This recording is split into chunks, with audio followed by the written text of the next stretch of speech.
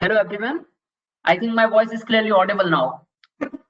So in previous class we will discuss in front of you. मैंने आपके सामने सबसे पहले जो डिस्कस किया था ज्योमेट्रिक डिजाइन में वो हमने क्रॉस सेक्शनल एलिमेंट को डिस्कस किया। देन क्रॉस सेक्शन एलिमेंट के बाद मैंने आपके सामने जो डिस्कस किया हुआ है it is called as sight distances. Clear? After discussing a sight distance we will discuss in front of you super elevation, how to design a super elevation and attainment of super elevation. Then I will discuss in front of you extra widening. Clear? हमने ये सब चीजों को अभी तक पढ़ लिया। अब मैं हॉरिजॉन्टल अलाइनमेंट की आपके सामने नेक्स्ट इंपॉर्टेंट चैप्टर की बात करता हूं, और जो next important chapter which is described in front of you, जो चैप्टर मैं आपके सामने डिस्क्राइब करना चाहता हूं, right down the heading. Heading डालिएगा transition curve. Right down the heading, सभी बच्चे हेडिंग डालिएगा, this is transitional curve. This is transitional curve. Right down the heading, आप लोग हेडिंग डालिए transitional curve. Now, if I will talk about transitional curve, यदि मैं आपके सामने ट्रांजिशनल कर्व की बात करता हूं, if I will talk about transitional curve, यदि मैं आपके सामने ट्रांजिशनल कर्व की बात करता हूं, तो देखिएगा ट्रांजिशनल कर्व क्या कहलाता है और एक्चुअल में ट्रांजिशनल कर्व मुझे किस तरीके से दिखाई देता है, क्यों ये प्रोवाइड किया जाता है। क्लियर? देखिए बहुत ध्यान से। Suppose that I will discuss in front of you, मैं आपके सामने डिस्कस करता हूं कि इस तरीके से एक स्ट्रेट पाथ है। There is a straight path, ये आपका एक स्ट्रेट पाथ है। ये मैंने एक स्ट्रेट पाथ कंसीडर किया, this is our straight path, ये आपका स्ट्रेट पाथ हो गया। Clear to all of you? अब एक्चुअल में कंडीशन सुनना, this is our straight path, ये आपका स्ट्रेट पाथ है। एक्चुअल में किस तरीके से कंडीशन अकर कर रहा है, बहुत ध्यान से समझने की कोशिश कीजिए। इस स्ट्रेट पाथ से मैं एक सर्कुलर पाथ को अटैच करना चाहता हूँ। सपोज दैट एक स्ट्रेट पाथ से मैं एक सर्कुलर पाथ को अटैच करना चाहता हूँ। So straight path is looking like this and circular path is attached like this. ठीक है ना? अगर मैं सर्कुलर पाथ को अटैच करूंगा तो बच्चे जानते हैं कि भाई यहाँ पर सुपर एलिवेशन प्रोवाइड करना पड़ेगा। सर्कुलर पाथ पर सुपर एलिवेशन होगा तो इस तरीके से गैप फॉर्म होगा कि नहीं होगा? ठीक है ना? गैप फॉर्म होगा, वहां से व्हीकल निकलेगा तो उसको सडन जर्क लगेगा। एम आई राइट और रॉन्ग? सो एक्चुअल में ये जर्क ना लगे इसीलिए मैं क्या करता हूँ, सुपर एलिवेशन को ग्रेजुअली इंट्रोड्यूस कराता हूँ। Clear to all of you? Super elevation gradually introduce हो जाए, ठीक है ना? एकदम से सुपर एलिवेशन कर दोगे तो सडन जर्क होगा। क्लियर? तो एक्चुअल में सर्कुलर पाथ से डायरेक्टली स्ट्रेट पाथ को मीट करूंगा तो एक जर्क फॉर्म होगा। क्लियर? तो आईआरसी बोलता है कि आप डायरेक्टली मीट मत करो, आप इसके सर्कुलर पाथ और स्ट्रेट पाथ के बीच एक स्पेशल टाइप का कर्व फॉर्म करो। उस स्पेशल टाइप के कर्व को आपने ट्रांजिशन कर्व बोला। क्लियर? अगर मैं ट्रांजिशन कर्व की बात करता हूं तो ट्रांजिशन कर्व इसीलिए स्पेशल टाइप का कर्व है क्योंकि ये वेरिएबल रेडियस का होता है। और रेडियस कहां से कहां तक वेरी करेगी? रेडियस वेरी करेगी इनफाइनाइट से लेकर डेजिग्नेटेड रेडियस तक। डेजिग्नेटेड का मतलब जितना जितना कर्व का रेडियस है। क्लियर? देखिएगा बहुत ध्यान से, मैं आपसे क्या बोलना चाहता हूं। मैंने आपसे बोला जब ट्रांजिशन कर्व की यदि मैं बात करूं तो एक ये स्ट्रेट पाथ था। स्ट्रेट पाथ से मैंने क्या किया, इस तरीके से एक कर्व को अटैच किया। Curve is attested like this, curve is attested like this. Clear to all of you? इस तरीके से कर्व को अटैच किया और कर्व को अटैच करने के बाद इस तरीके से एक सर्कुलर पाथ से मीट करवा दिया। Clear to all of you? Curve को अटैच करने के बाद सर्कुलर पाथ से कुछ इस तरीके से मीट करवा दिया। समझ में आ रहा है? सो एक्चुअल में यहां तक तो आपका क्या था, स्ट्रेट पाथ था, और यहां तक आपका क्या है, ट्रांजिशन कर्व है। एम आई राइट और रॉन्ग? सो मैंने आपसे बोला this is a straight path, ये आपका स्ट्रेट पाथ हो गया। ये क्या है? सो इसको मैंने बोल दिया it is a transitional curve, इसको मैंने ट्रांजिशनल कर्व बोला। Clear to all of you? This is our transitional curve. और इसको मैंने क्या बोला जो आपको नीचे दिखाई दे रहा है, इसको बेटा हम बोलते हैं सर्कुलर कर्व। क्लियर? इसको बोला जाता है कौन सा curve? It is called as circular curve. सभी बच्चों को सर्कुलर कर्व का मतलब समझ में आया? आई थिंक सभी बच्चों को सर्कुलर कर्व का मतलब समझ में आया होगा। Clear to all of you? अगर मान लीजिए मैं आपके सामने सर्कुलर कर्व की बात करता हूं, तो सर्कुलर कर्व को कभी भी मैं डायरेक्टली स्ट्रेट पाथ से मीट नहीं करा सकता। यदि सर्कुलर कर्व को मैंने डायरेक्टली स्ट्रेट पाथ से मीट करवा दिया तो वहां पर सडन जर्क फॉर्म होगा, आपके पैसेंजर्स को अनकंफर्ट महसूस होगा। एम आई राइट और रॉन्ग? तो कंफर्ट कंडीशन को ध्यान में रखने के लिए या और सेंट्रीफ्यूगल फोर्स ग्रेजुअली इंट्रोड्यूस हो। एक्चुअल में होता क्या है बेटा, देखो पहले तो मैं आपको लिखवा देता हूं। मैंने आपसे बोला ट्रांजिशन कर्व क्या है, तो ट्रांजिशन कर्व एक स्पेशल टाइप का कर्व है जो कहां से कहां तक प्रोवाइड होता है, ये प्रोवाइड होगा in between straight path to circular path. Clear to all of you? So right down the first statement here. अब फर्स्ट स्टेटमेंट लिखिएगा, transitional curve is a special type of curve. Transitional curve is a special type of curve. Transitional curve is a special type of curve. It is a special type of curve which radius vary up to, या फिर which is provide in between, which is provide in between straight path and circular path, which is provide in between straight path and circular path. Clear to all of you? देखिए मैंने आपके सामने क्या बोला बेटा, मैंने आपके सामने बोला कि अगर मैं ट्रांजिशन कर्व की बात करूंगा तो transition curve is a special type of curve. Transition curve एक ऐसा स्पेशल टाइप का कर्व होता है which is provided in between straight path and circular path, जो स्ट्रेट पाथ और सर्कुलर पाथ के बीच में प्रोवाइड किया जाएगा। Clear to all of you? अब देखना बहुत ध्यान से, मैं आपके सामने क्या स्टेटमेंट डिस्कस करने वाला हूं भाई। एक्चुअल में ये स्पेशल टाइप का कर्व क्यों है? ये स्पेशल टाइप का कर्व इसलिए है क्योंकि radius of transition curve is variable. ये वेरिएबल रेडियस का कर्व होता है। Clear to all of you? तो मैं यहाँ पर लिखता हूँ which radius vary up to, which radius vary up to infinite. Clear to all of you? इसकी जो रेडियस है वो इनफाइनाइट तक वेरी करती है। So which radius vary up to infinite, उसकी रेडियस इनफाइनाइट तक वेरी करेगी। क्लियर? अब देखिएगा हम थोड़ा सा आगे आते हैं और आपके सामने नेक्स्ट स्टेटमेंट को डिस्कस करते हैं। क्लियर? अब मैं थोड़ा सा आगे आता हूं और आपके सामने नेक्स्ट इंपॉर्टेंट टास्क को डिस्कस करता हूं। देखिएगा बेटा, इतनी बात तो मैंने समझ ली। अब इसकी radius vary up to infinite, vary up to infinite का मतलब क्या होता है? देखो स्ट्रेट पाथ पर जब ये मीट करेगा तो भाई स्ट्रेट पाथ पर रेडियस कितनी होगी? स्ट्रेट पाथ पर radius is infinite. Am I right और रॉन्ग? इसकी रेडियस स्ट्रेट पाथ पर इनफाइनाइट होगी और यहाँ तक आते आते ये अपनी रेडियस को काय के बराबर कर देगा? डेजिग्नेटेड रेडियस ऑफ कर्व के बराबर कर देगा। यानी कि आपको कर्व जितनी भी रेडियस का बनाना है उतना ही रेडियस ट्रांजिशन कर्व का हो जाएगा। क्लियर? अपनी रेडियस को ये चेंज करता जाता है। तो यहाँ पर मैं लिखता हूँ रेडियस कितने के बराबर हो जाएगी? ये रेडियस ऑफ कर्व के बराबर हो जाएगी जब ये सर्कुलर पाथ से मीट करेगा। Clear to all of you? तो मैं यहाँ पर एक और स्टेटमेंट लिख देता हूँ, radius infinite at straight path, radius infinite at straight path, radius infinite at straight path. Straight path पर इसकी रेडियस कितनी हो जाती है? So radius infinite at straight path and designated radius at circular path, and designated radius at circular path, है ना? Circular path पर इसकी रेडियस डेजिग्नेटेड रेडियस के बराबर होगी। डेजिग्नेटेड रेडियस ऐसा लिखिए, and equal to designated radius at circular path. Clear? यानी कि जितनी भी रेडियस मेरे लिए रिक्वायर्ड है उसी के बराबर रेडियस इसकी काय पर होगी? सर्कुलर पाथ पर होगी। समझ में आया? अब what is the main purpose behind this? इसको प्रोवाइड करने के पीछे पर्पस क्या था?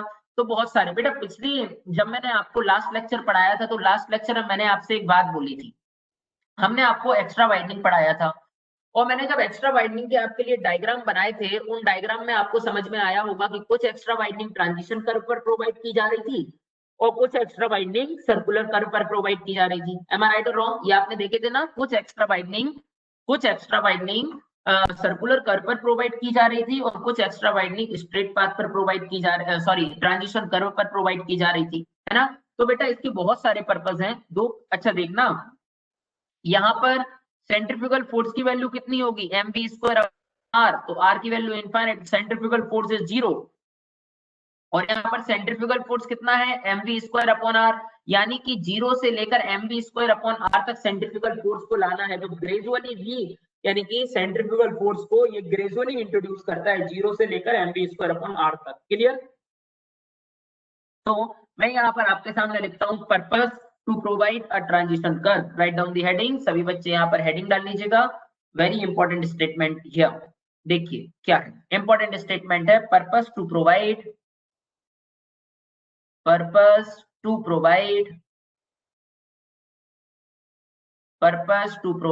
Transition curve, purpose to provide transition curve, transition curve को प्रोवाइड करने के पीछे क्या पर्पस है, purpose to provide transition curve. Clear. अब अगर मैं purpose to provide transition curve की आपके सामने बात करूं, purpose to provide a transition curve, तो मैं सबसे पहले पर्पस की आपके सामने बात करता हूं। आई will discuss in front of you purpose number 1। मैं आपके सामने फर्स्ट पर्पस की बात करता हूं। देखिए पहला पर्पस क्या है, पहला पर्पस तो है ये स्ट्रेट पाथ से सर्कुलर पाथ को मीट करवाता है, ठीक है ना, ग्रेजुअली। तो ये मैं यहाँ पर लिखता हूँ, they meet straight path to circular path, they meet straight path to circular path gradually, they meet straight path to circular path gradually। ये क्या करता है, स्ट्रेट पाथ को सर्कुलर पाथ से मीट करवाता है। Clear to all of you, they meet straight path to circular path gradually, ठीक है ना। सेकंड स्टेटमेंट में यहाँ पर क्या लिख सकता हूँ, और क्या करवाता है, ये सुपर एलिवेशन को भी ग्रेजुअली इंट्रोड्यूस करवाएगा, ठीक है ना। सो मैं यहाँ पर लिखता हूँ इंट्रोड्यूस सुपर एलिवेशन ग्रेजुअली। इसका सेकंड जो मेन फंक्शन है प्रोवाइड करने का ट्रांजिशन कर्व का, तो मैं यहाँ पर लिखता हूँ introduce to provide super elevation, introduced to provide super elevation gradually। clear to all of you, introduced to provide super elevation gradually, ठीक है। मैं ग्रेजुअली सुपर एलिवेशन को प्रोवाइड कर सकता हूँ। क्लियर। इसी तरीके से नेक्स्ट इंपॉर्टेंट टास्क क्या होता है, अगर मैं नेक्स्ट इंपॉर्टेंट टास्क की आपके सामने बात करता हूँ, थर्ड इंपॉर्टेंट टास्क, तो थर्ड टास्क हमसे क्या बोलता है, बहुत ध्यान से सुनिए, ये क्या सेंट्रीफ्यूगल फोर्स को भी ग्रेजुअली इंट्रोड्यूस करवाएगा। एम आई राइट और wrong. So they introduced introduce centrifugal force gradually। clear to all of you, ये centrifugal force को भी gradually introduce करवाएगा। so introduce centrifugal force gradually। clear to all of you, ये भी statement हमें समझ में आ गया। introduce centrifugal force gradually। Clear. अब एक नेक्स्ट स्टेटमेंट एक और है, एक और क्या स्टेटमेंट था बेटा, ये सेटबैक डिस्टेंस, ये एक्स्ट्रा वाइडनिंग को भी ग्रेजुअली इंट्रोड्यूस करवाता था ना, तो इसलिए मैं यहाँ पर लिख सकता हूँ इंट्रोड्यूस एक्स्ट्रा वाइडनिंग ग्रेजुअली, ये एक्स्ट्रा वाइडनिंग को भी ग्रेजुअली इंट्रोड्यूस करवाता था। So introduced extra widening gradually, ठीक है ना, introduced extra widening gradually, extra widening को भी ये ग्रेजुअली इंट्रोड्यूस करवाएगा। Clear to all of you. इसके बाद अगर मैं नेक्स्ट इंपॉर्टेंट टास्क की बात करने के लिए आता हूँ, this is a fifth important task. अगर मैं फिफ्थ इंपॉर्टेंट टास्क की बात करूंगा, तो फिफ्थ टास्क क्या बोलता है, फिफ्थ टास्क हमसे ये बोलेगा बेटा, हमने क्या क्या लिख लिया, स्ट्रेट पाथ को सर्कुलर पाथ से ग्रेजुअली मीट करवाता है, सुपर एलिवेशन ग्रेजुअली, ये सुपर एलिवेशन को ग्रेजुअली इंट्रोड्यूस करवाता है, इंट्रोड्यूस सेंट्रीफ्यूगल फोर्स ग्रेजुअली, ये सेंट्रीफ्यूगल फोर्स को भी ग्रेजुअली इंट्रोड्यूस करवाएगा, इंट्रोड्यूस एक्स्ट्रा वाइडनिंग ग्रेजुअली, ये एक्स्ट्रा वाइडनिंग को भी ग्रेजुअली इंट्रोड्यूस कराएगा। Clear to all of you. अब अगर मैं फिफ्थ इंपॉर्टेंट टास्क की बात करता हूं, तो फिफ्थ इंपॉर्टेंट टास्क मुझसे क्या बोलता है, if I will discuss in front of you a fifth important task, यदि मैं आपके सामने फिफ्थ टास्क की बात करता हूं, तो ये क्या करता है, सडन जर्क को भी काउंट कर, ठीक है ना। तो यहाँ पर लिखिएगा काउंटर बैलेंस या फिर ऐसा, टू अवॉइड सडन जर्क को ये अवॉइड करवा देता है। Clear to all of you. तो यहाँ पर ऐसा लिखिएगा, टू अवॉइड सडन जर्क, ठीक है ना, टू अवॉइड सडन जर्क, ये सडन जर्क को भी अवॉइड करवा देता है। समझ में आया। So these are the five important parameters here. यहाँ पर ये 5 इंपॉर्टेंट पैरामीटर मैंने आपके सामने डिस्कस किए। पहला मैंने लिखा, they meet straight path to circular path gradually. Second मैंने लिखा, introduce to provide super elevation gradually. Third मैंने लिखा, introduce centrifugal force gradually. Fourth मैंने लिखा, introduce extra widening gradually. Similarly fifth मैंने लिखा, टू अवॉइड सडन जर्क को भी ये अवॉइड कर देता है। क्लियर। ये तो अपने पास ये हो गया कि ट्रांजिशन कर्व को प्रोवाइड करने के फंक्शन कौन कौन से थे। अब अपन बात करते हैं कि भाई what is the shape of transition curve किस शेप का बनता है। Clear to all of you. तो इसके बाद हर बच्चा हेडिंग डालेगा, shape of transition curve. Right down the heading, आप हेडिंग डालिए, shape of transition curve.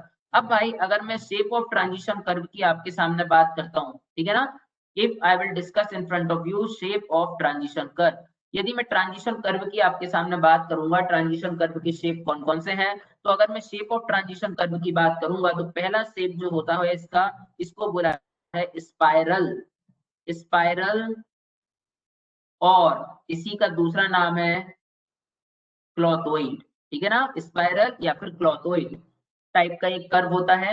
Spiral इसको बोला जाता है शेप या फिर nature of transition curve. Clear. अगर मैं सेकंड इंपॉर्टेंट टास्क की बात करता हूं तो एक होता है बेटा Bernoulli, Bernoulli's lemniscate, Bernoulli lemniscate transition curve. एक होता है parabola transition. Clear to all of you. एक होता है पैराबोलिक ट्रांजिशन कर्व, ठीक है ना, पैराबोला ट्रांजिशन कर्व। बहुत ध्यान से सुनिएगा। एक्चुअल में तीन तरीके के नेचर के ट्रांजिशन कर्व प्रेजेंट होते हैं। The first is called as spiral और clothoid, second is called as Bernoulli और बर्नौली लेमनीस्केट इसको बोला जाता है, और third type is parabolic transitional curve. अब बहुत ध्यान से स्टेटमेंट को सुनिए, मैं आपके सामने क्या स्टेटमेंट डिस्कस करना चाहता हूँ। मैं आपके सामने बोला एक्चुअल में ये कर्व किस तरीके से दिखाई देंगे, तो एक्चुअल में इन कर्व की अगर मैं शेप को बनाऊं तो शेप मुझे कुछ इस तरीके से दिखाई देता है। अगर मैं इस तरीके से शेप को बनाऊं तो शेप मुझे कुछ इस तरीके से दिखाई देता है। देखिए किस तरीके से दिखाई देगा। अगर मान लीजिए मैं स्पाइरल कर्व की बात करता हूं तो spiral curve is looking like this, इस तरीके दिस स्पाइरल इन नेचर, ये spiral curve. Clear to all of you. This curve which is looking like this, इसको मैं बोलूंगा कौन सा कर्व बेटा, तो इसको बोला जाता है स्पाइरल कर्व या फिर क्लॉथोइड कर्व, ठीक है ना। इट इज स्पाइरल कर्व या फिर क्लॉथोइड कर्व। अब बहुत ध्यान से सुनिएगा। एक्चुअल में जनरली बनाया तो स्पाइरल कर्व ही जाता है। अगर मैं आपके सामने बात करता हूँ, अगर मैं आपके सामने बात करूंगा हाईवे इंजीनियरिंग में हॉरिजॉन्टल अलाइनमेंट की, तो अगर मैं हॉरिजॉन्टल अलाइनमेंट की आपसे बात करता हूं तो हमेशा मैं कोशिश करूंगा कि जो कर्व बने वो कर्व स्पाइरल नेचर का ही हो। क्लियर। मैं हमेशा आपसे कोशिश करूंगा कि जो भी कर्व बने वो कर्व स्पाइरल नेचर का ही हो। एक्चुअल स्पाइरल नहीं बना पाता हूं, मैं एक्चुअल में क्या करता हूं, स्पाइरल बनाने की कोशिश करता हूं लेकिन बन जाता है Bernoulli lemniscate. Clear. So Bernoulli lemniscate is looking like this, मुझे कुछ इस तरीके से देखने को मिलेगा। Clear to all of you. तो मैंने इसको बोला लेमनीस्केट, ये लेमनीस्केट टाइप का कर्व है, बर्नौली लेमनीस्केट जिसको आप बोलते हो। क्लियर। इसी तरीके से अगर मैं आपके सामने बात करता हूँ नेक्स्ट इंपॉर्टेंट टास्क की, तो देखिएगा नेक्स्ट होता है parabolic transition curve. So it is looking like a parabola. सभी बच्चे पैराबोला बनाना बहुत अच्छे से ही जानते हैं, ठीक है। सभी लोग पैराबोला बनाना बहुत अच्छे जानते हैं। Parabolic curve is looking like this, this is our parabolic curve, ये आपका पैराबोला कर्व है। क्लियर। दिस इज पैराबोलिक, ठीक है। तो हमेशा एक बात याद रखिएगा सर बहुत ध्यान से, अगर मैं स्पाइरल नेचर के कर्व की बात करता हूं तो हमेशा सबसे ज्यादा आइडियल स्पाइरल या फिर ऐसा बोल सकता हूं कि ideal shape of transition curve, transition curve का आइडियल शेप स्पाइरल या फिर क्लॉथोइड को ही माना जाता है। समटाइम इसको स्पाइरल बोला जाता है, समटाइम इसको क्लॉथो, किसी किसी टाइम पर इसको क्लॉथोइड स्पाइरल बोल देते हैं कि स्पाइरल क्लॉथोइड बोल देते हैं। Clear to all of you. सो ये स्टेटमेंट आप लिख लीजिएगा कि स्पाइरल और clothoid type of transition curve considered as a ideal shape of transition curve, इसको मैं ideal shape of transition curve consider करूंगा। क्लियर। जब भी मैं हॉरिजॉन्टल अलाइनमेंट की बात करता हूं in highway engineering, horizontal alignment in highway engineering, Bernoulli lemniscate type curve always be use, ठीक है ना। लेमनी जो बर्नौली लेमनीस्केट टाइप के कर्व होते हैं उस नेचर का ट्रांजिशन कर्व यूज किया जाएगा।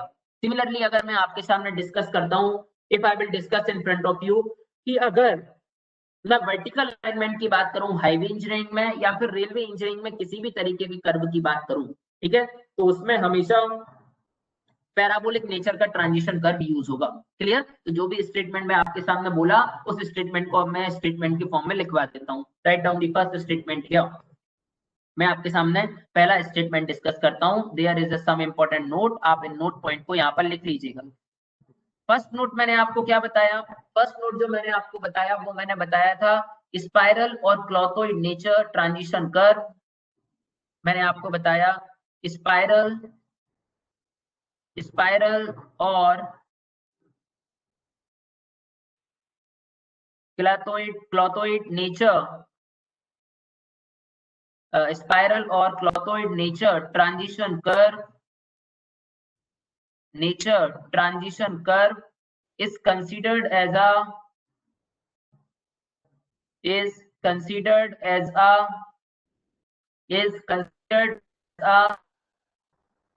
spiral or clothoid nature transition curve is considered as a ideal shape of transition curve. Is considered as a ideal shape of transition curve. Clear to all of you?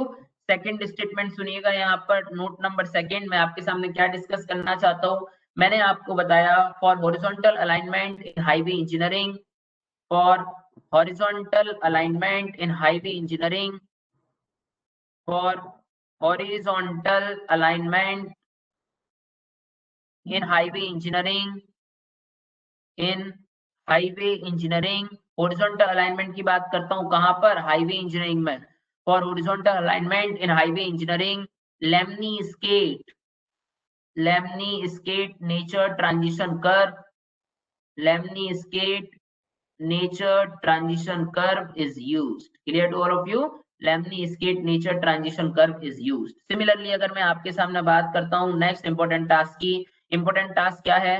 Important task बोलता था for vertical alignment in highway engineering and railway engineering. अगर मैं railway engineering की बात करता हूं और vertical alignment in highway engineering की बात करता हूं तो उसमें पैराबोलिक नेचर का ट्रांजिशन कर्व यूज होगा. Clear to all of you? तो लिखिएगा यहाँ पर for vertical alignment in highway engineering, for vertical alignment in highway engineering and horizontal alignment in railway engineering and horizontal alignment in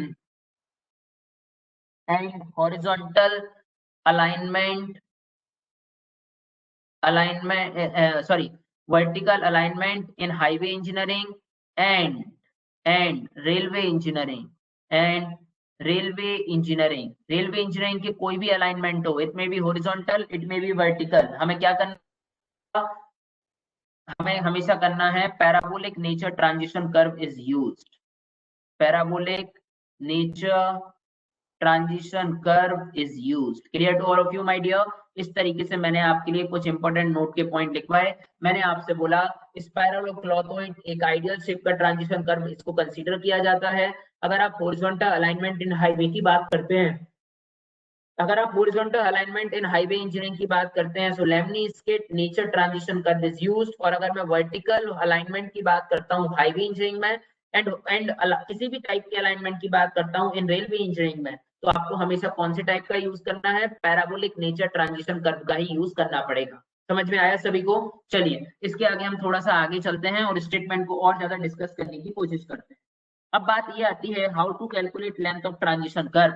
मैं transition curve की length को किस तरीके से कैलकुलेट करूंगा. Clear to all of you? So right down the heading. आप heading डालेगा length of transition curve. देखिए राइट डाउन दी हेडिंग, आप हेडिंग डालो लेंथ ऑफ ट्रांजिशन कर्व. अगर मैं ट्रांजिशन कर्व की लेंथ फाइंड करना चाहता हूं तो बेटा ट्रांजिशन कर्व की लेंथ तीन तरीके से कैलकुलेट की जा सकती है. ठीक है ना? ट्रांजिशन कर्व की लेंथ किस तरीके से कैलकुलेट की जा सकती है? तो ट्रांजिशन कर्व की लेंथ कैलकुलेट करने के मेरे पास तीन फॉर्मूले हैं, यानी तीन क्राइटेरिया हैं. उन तीन क्राइटेरिया के बेसिस पर मैं ट्रांजिशन कर्व की लेंथ कैलकुलेट कर सकता हूं. तो मैं यहाँ पर पहले तो एक स्टेटमेंट लिख देता हूँ, length of transition curve can be calculate by the help of following three criteria. ठीक है ना? So write down the heading. यहाँ पर एक स्टेटमेंट लिखिएगा, इट्स नॉट अ हेडिंग, एक स्टेटमेंट लिखिए. Length of transition curve, length of transition curve को मैं इस तरीके से बताऊंगा. Length of transition curve can be calculated, length of transition curve can be calculate, length of transition curve can be calculate by can be calculate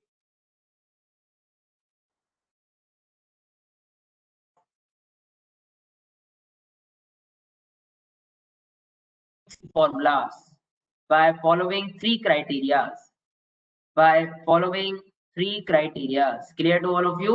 मैंने आपके सामने discuss किया कि लेंथ ऑफ ट्रांजिशन कर्व को हम कैलकुलेट कर सकते हैं by the help of following three criteria. अब वो तीन क्राइटेरिया कौन कौन से हैं उन बातों को सुनने की कोशिश कीजिए.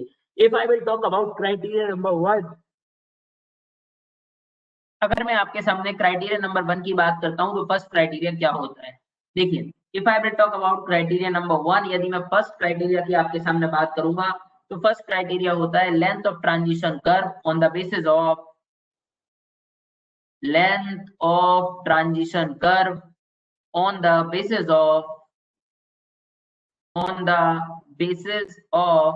rate of change of centrifugal acceleration, on the basis of rate of change of centrifugal acceleration, rate of change of centrifugal acceleration. Clear to all of you? This is our first criteria. ये मैंने आपके सामने first criteria discuss किया कि length of transition curve on the basis of rate of change of centrifugal acceleration.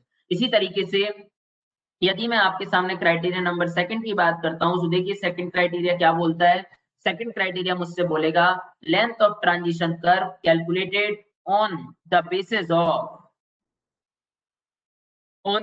Of introduce super elevation, on the basis of introduce super elevation. आपने किस तरीके से सुपर एलिवेशन को इंट्रोड्यूस किया है उस पर भी length of transition curve depend करेगा। So length of transition curve on the basis of introduced super elevation. Clear to all of you? Length of transition curve on the basis of introduced super elevation. इसी तरीके से अगर मैं आपके सामने third criteria की बात करूं, देखिए थर्ड क्राइटेरिया मुझसे क्या बोलता है। If I will talk about criteria number third, तो थर्ड क्राइटेरिया मुझसे बोलता है length of transition curve on the basis of empirical given by IRC. Of you तो लिखिएगा यहां पर मैं आपके सामने लिखता हूं length of transition curve on the basis of length of transition curve on the basis of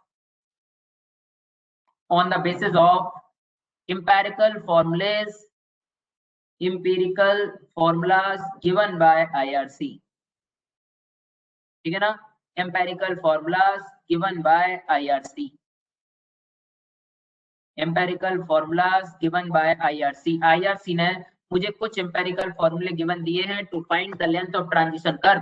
transition curve की लेंथ को फाइंड करने के लिए आईआरसी ने मुझे कुछ एम्पेरिकल फॉर्मूले डायरेक्टली गिवन दिए हैं, उससे भी हम length of transition curve calculate कर सकते हैं। हम सबसे पहले आपके सामने फर्स्ट कंडीशन को डिस्कस करते हैं, that means length of transition curve on the basis of rate of change of centrifugal acceleration. एक एक करके कंसेप्ट को सुनते जाइए और आगे बढ़ते जाते हैं। आई will discuss in front of you a first important task, length of transition curve on the basis of rate of change of centrifugal acceleration. Clear? देखिएगा, तो राइट डाउन द हेडिंग, आप हेडिंग डालिए। सबसे फर्स्ट मैं आपके सामने introduce करता हूं length of transition curve on the basis of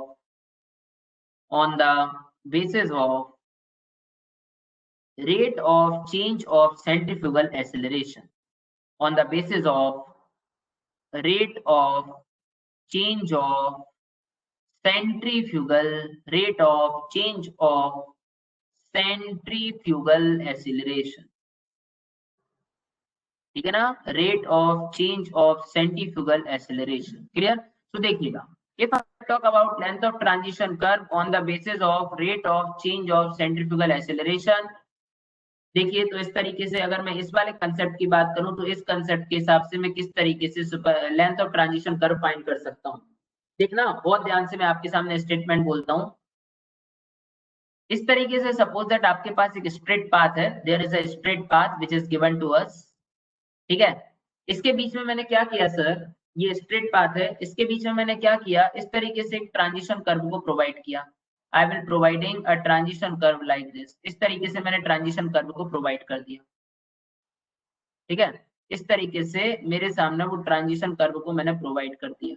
ठीक है, ट्रांजिशन कर्व को प्रोवाइड करने के बाद मैंने देखा कि अब ये ट्रांजिशन कर्व किस पाथ से मीट हो जाएगा बेटा, ये ट्रांजिशन कर्व एक सर्कुलर पाथ से मीट हो जाएगा। सर्कुलर पाथ से मीट हुआ सो लाइक दिस, इस तरीके से ये मीट होगा सर्कुलर पाथ से।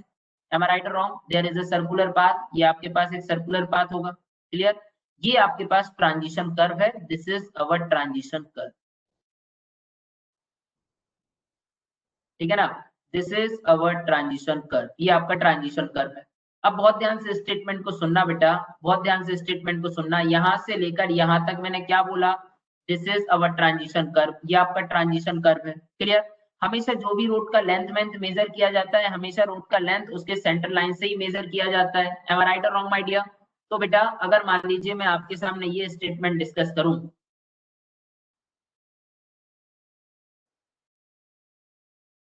मैं अगर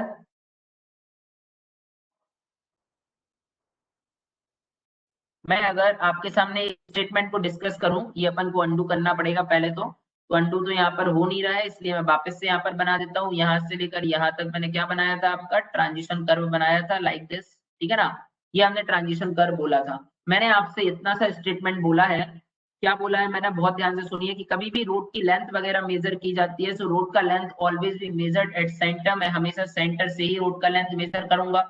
एम आई राइट और रॉन्ग? हमेशा ही रोड का लेंथ में सेंटर से ही मेजर करूंगा, ये बात तो हम जान चुके हैं बहुत अच्छे से।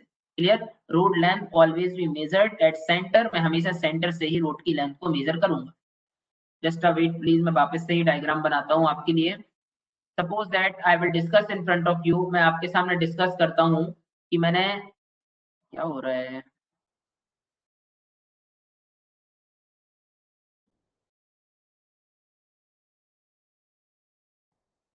चलिए। तो मैंने यहाँ पर क्या किया, मैंने इस तरीके से एक स्ट्रेट पाथ लिया, और इस स्ट्रेट पाथ से क्या होगा बेटा, इस स्ट्रेट पाथ से एक ट्रांजिशन कर्व मूव कर, यानी ट्रांजिशन कर्व मीट कर रहा होगा।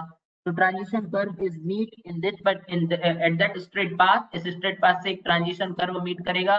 तो transition curve is looking like this, ये ट्रांजिशन कर्व कुछ इस तरीके से दिखाई देगा। Clear to all of you? अब ट्रांजिशन कर्व इस तरीके से दिखाई दिया, और इस ट्रांजिशन कर्व से क्या मीट कर रहा होगा, इस ट्रांजिशन कर्व से एक सर्कुलर पाथ मीट कर रहा है। Circular path is again meeting like this, इस तरीके से मीट कर रहा होगा। क्लियर?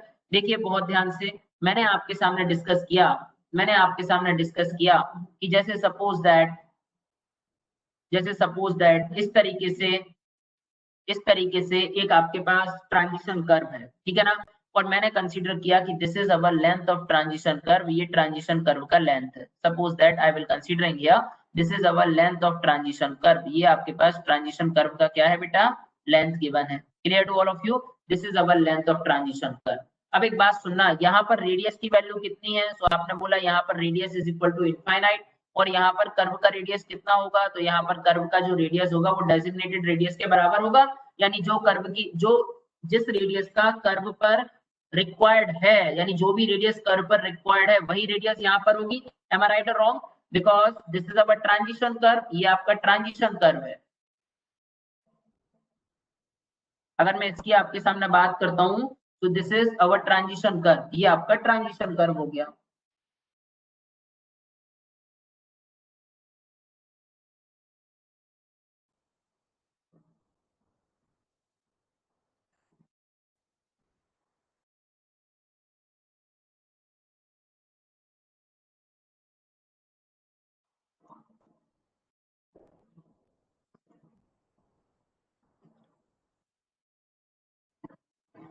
सुनिएगा, अगर वापस से मुझे बनाना पड़ेगा आज, क्या पता बेटा यहाँ पर हो क्या रहा है। जैसे सपोज दैट अपन अब लाइन डायग्राम ही बना देते हैं।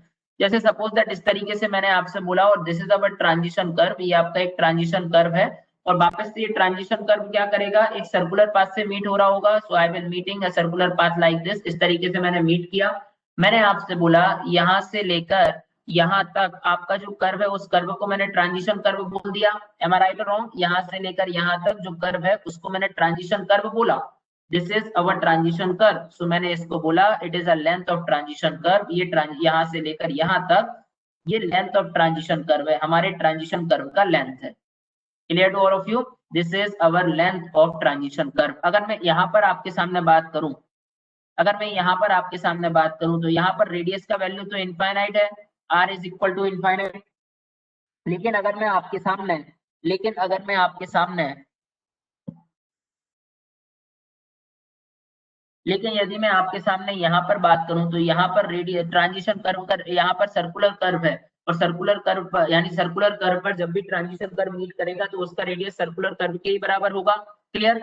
मैंने क्या लिखा है, rate of change of centrifugal acceleration, ठीक है ना। अब बेटा एक बात बताना, यहाँ से लेकर यहाँ तक व्हीकल को पहुंचने में सपोज दैट टी टाइम लगता है। Clear to all of you? अगर मैं सेंट्रीफ्यूगल एक्सेलरेशन की बात करूं, तो सेंट्रीफ्यूगल एक्सेलरेशन क्या होता है, v square upon r is the centrifugal acceleration. Similarly अब देखना, यहाँ पर तो r की वैल्यू इनफाइनाइट है, अगर यहाँ पर r की वैल्यू इनफाइनाइट हो तो r की वैल्यू इनफाइनाइट पुट करोगे तो सेंट्रीफ्यूगल एक्सेलरेशन हो जाएगा 0। इसी तरीके से यहाँ पर रेडियस r है तो सेंट्रीफ्यूगल एक्सेलरेशन कितना हो जाएगा, सेंट्रीफ्यूगल एक्सेलरेशन हो जाएगा v²/r। तो अगर मान लीजिए मैं आपके सामने change rate of change of centrifugal acceleration निकालना चाहता हूँ। So rate of centrifugal acceleration को मैंने c बोला, ठीक है ना। c क्या है, c को मैंने बोला rate of change of centrifugal acceleration, rate of change of centrifugal acceleration, rate of change of centrifugal acceleration. Clear to all of you? This is rate of change of centrifugal acceleration. तो बेटा कितना rate change हो रहा है, जब भी rate की बात होती है तो विद रिस्पेक्ट टू टाइम की बात करने लगता हूँ ना। तो बेटा देखो एक्चुअल में कितना है v²/r, और v²r से फिर कहां तक जा रहा है, 0 तक जा रहा है, और विद रिस्पेक्ट टू टाइम, तो टाइम का मतलब t। यानी कि मैं ऐसे लिख सकता हूँ c इज इक्वल टू क्या हो जाएगा, c इज इक्वल टू हो जाएगा v²/rt। एम आई राइट और wrong, c is equal to हो जाएगा v²/rt। This is the value, ये आपके पास वैल्यू आ गया, c is equal to v²/rt। अब बहुत ध्यान से स्टेटमेंट को सुनना और स्टेटमेंट को अच्छे से सुनते जाना। क्लियर, देखिए मैं स्टेटमेंट को आपके सामने डिस्कस करता हूँ। स्टेटमेंट क्या बोलता है, मैंने आपसे बोला यदि मान लो मैं आपके सामने टाइम, अगर मैं आपके सामने डिस्टेंस की बात करूं तो कितनी डिस्टेंस कवर कर रही है यहाँ से यहाँ तक, लेंथ ऑफ ट्रांजिशन कर्व बराबर डिस्टेंस कवर कर रहा है, वेलोसिटी मान लो v है और टाइम t है।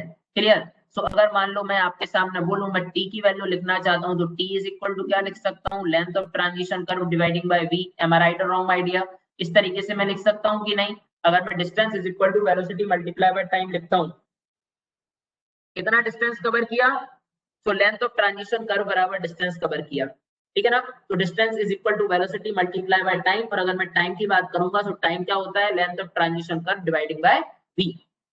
अब बात सुनिएगा, मैं यहाँ पर t की वैल्यू पुट करता हूँ। If I put the value of t here, अगर मैं t की वैल्यू पुट करूंगा तो यहाँ से क्या हो जाएगा, v² dividing by r into t का वैल्यू क्या हो जाएगा, t का वैल्यू हो जाएगा length of transition curve dividing by v। Clear to all of you. अब एक बात सुनना और बात को बहुत ध्यान से सुनना, अगर मैं यहाँ से length of transition curve calculate करना चाहूँ तो लेंथ ऑफ ट्रांजिशन कर्व जब मैं कैलकुलेट करूंगा तो देखो length of transition curve calculate करने पर क्या आ जाएगा, यहाँ पर मेरे पास आ जाएगा v³/cr। एम आई राइट और रॉन्ग, c का मतलब क्या है, c का मतलब है rate of change of centrifugal acceleration. Clear, rate of change of centrifugal acceleration. और भाई देखना बहुत ध्यान से, बट ये फॉर्मूला कब वैलिड है, जब वेलोसिटी इज इन, जो हमारी वेलोसिटी है वो वेलोसिटी मीटर पर सेकंड में गिवन होगी। अगर मान लीजिए किसी कंडीशन में वेलोसिटी इज इन kmph, अगर वेलोसिटी किलोमीटर पर आवर में रहती है तो उस कंडीशन में थोड़ा सा चेंज है। अगर वेलोसिटी किलोमीटर पर आवर में रहेगी तो लेंथ ऑफ ट्रांजिशन कर्व ये हो जाएगा 0.278 v का whole cube dividing by cr। Clear to all of you. तो इस कंडीशन में ये जब मैं यहाँ पर कैलकुलेट करूंगा इस फॉर्मूले से, लेकिन ये फॉर्मूला केवल और केवल कब वैलिड है, ये फॉर्मूला केवल और केवल तभी वैलिड है जब velocity is in kilometre per our, जो आपकी वेलोसिटी होगी वो वेलोसिटी किलोमीटर पर आवर में गिवन होगी। क्लियर, मैंने आपके सामने क्या बोला, v is the velocity, r is the radius of circular curve है, उस सर्कुलर कर्व का जितना भी रेडियस होगा उसको मैंने r रेडियस बोल दिया। क्लियर, अगर मान लीजिए मैं आपके सामने c की बात करता हूं तो c को मैंने क्या बोला था, rate of change of centrifugal acceleration. Clear to all of you. लेकिन यहाँ पर एक समझने वाली बात है, मैं उन बात को आपके सामने डिस्कस करता हूँ। मैंने आपसे बोला if I will talk about C, यदि मैं सी की बात करूंगा तो सी को मैंने बोला rate of change of centrifugal acceleration. देखिएगा, सी को मैंने बोला rate of change of centrifugal acceleration, rate of change of centrifugal acceleration is called c। clear to all of you। अगर मान लीजिए मैंने आपसे बोला, यदि मान लीजिए मैंने आपसे बोला, सपोज दैट मैंने आपसे बोला कि अगर जो rate of change of centrifugal acceleration है, if I will talk about rate of change of centrifugal acceleration, यदि मैं rate of change of centrifugal acceleration की आपके सामने बात करता हूं, rate of change of centrifugal acceleration की यदि मैं आपके सामने बात करता हूं तो बेटा एक बात बताना, एक्चुअल में rate of change of centrifugal acceleration का यूनिट तो जो होगा वो यूनिट तो होता है metre per second cube. Clear to all of you? कोई भी बच्चा यहाँ पर मीटर पर सेकंड स्क्वायर मत लिखना। इस rate of change of centrifugal acceleration का यूनिट होता है मीटर पर सेकंड क्यूब। या तो ये आपको डायरेक्टली क्वेश्चन में गिवन होगा, if rate of change of centrifugal is not given in the problem, यदि ये आपकी प्रॉब्लम में गिवन नहीं होता है तो इसको किस तरीके से कैलकुलेट करोगे? तो आईआरसी ने मुझे एक बहुत सुंदर सी ब्यूटीफुल वैल्यू दी है, ठीक है ना। अब वो क्या ब्यूटीफुल वैल्यू है वो थोड़ा सा, अगर मान लो मैं rate of change of centrifugal acceleration की आपके सामने बात करता हूँ, तो rate of change of centrifugal acceleration के लिए इसने मुझे एक बहुत अच्छा सा वैल्यू गिवन दिया है। वो वैल्यू आप समझने की कोशिश कीजिएगा, just a wait please. Rate centrifugal acceleration का एक वैल्यू यहाँ पर डिस्कस करता हूँ। ये वैल्यू तभी यूज करना है जब आपको क्वेश्चन में गिवन ना हो, क्लियर। तो सी का वैल्यू जो हो जाएगा, सी का वैल्यू होता है 70 सी का वैल्यू होता है 80 dividing by 75 plus B, clear. C is equal to होता है 80 dividing by 75 plus B. Formula given in such a way that, आपको जो फॉर्मूला दिया है वो इस तरीके से दिया हुआ है कि आप डायरेक्टली V को काय में पुट कर दो, किलोमीटर पर आवर में पुट करोगे, तो आपको जो C की वैल्यू है वो C की value metre per second cube में गिवन होगी। Clear to all of you? अब बहुत ध्यान से स्टेटमेंट को सुनिए, तो कहां से कहां तक वेरी करेगा। तो हमेशा एक बच्चों को याद रखना है कि सी का वैल्यू वेरी करता है 0.5 से लेकर 0.8 तक। सी का वैल्यू वेरी करता है 0.5 से लेकर 0.8 तक। Clear to all of you? C is vary from 0.5 to 0.8। जो सी का वैल्यू है वो सी का वैल्यू 0.5 से लेकर 0.8 तक वेरी करेगा। सबको समझ में आया ये स्टेटमेंट? चलिए, अब हमारे पास इतनी बात तो समझ में आ गई कि भाई रेट ऑफ, यानी कि अगर मान लीजिए मैं rate of change of centrifugal acceleration की बात करता हूं, तो इस बेसिस पर ट्रांजिशन कर्व की लेंथ को किस तरीके से कैलकुलेट किया जा सकता है। अब अपन आपसे बात करते हैं,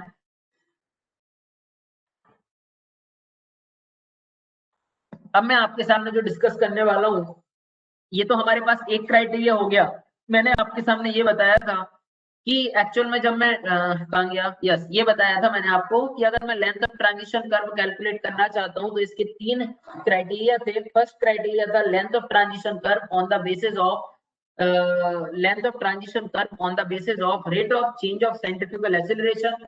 तो मैंने आपके सामने फर्स्ट क्राइटेरिया को डिस्क्राइब कर दिया।